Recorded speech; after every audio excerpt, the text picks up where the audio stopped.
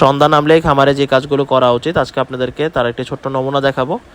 আপনারা চাইলে এই কাজগুলো করতে পারেন। আমরা যে কাজগুলো করি আমরা প্রথমত বাচ্চার পানিগুলো চেঞ্জ করে বাচ্চাকে পানি দিয়ে ফেলি এবং কয়েল লাগিয়ে দিই। সন্ধ্যা নামলেই কয়েল জ্বালাই দিই খামারে, এতে করে পোকামাকড় মশা মাছি এগুলো মুরগিকে ধরে না। আর বড় মুরগি খাবার পাত্র পানির পাত্র এগুলো সরিয়ে ফেলি, অর্থাৎ বিশেষ করে পানির পাত্রটা সরিয়ে দিই। খাবার পাত্রে তো খাবার বিকালে দিয়ে দিই, বিকালে খাবার টাবার খেয়ে সন্ধ্যার দিকে সব কিছু খালি হয়ে যায় এবং পানির পাত্রগুলো আমরা রাত্রেবেলা বের করে ফেলি।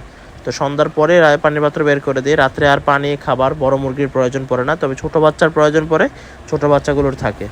তো এইভাবে মূলত বড় প্যারেন্টসগুলোকে এইভাবে মূলত আমরা রাখি। আর এইটাই মূলত ডায়েট মেনটেন হয়।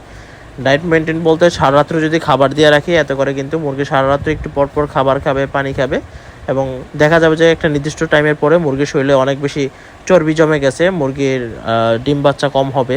তো এই জন্য আমরা একটা ডায়েট মেনটেন করে মূলত মুরগিকে খাবার দিই এবং পানিগুলো দিই। এই যে আপনারা দেখতেছেন সবগুলো কলোনিতে কিন্তু আমরা পানি সন্ধ্যার দিকে বের করে ফেলি।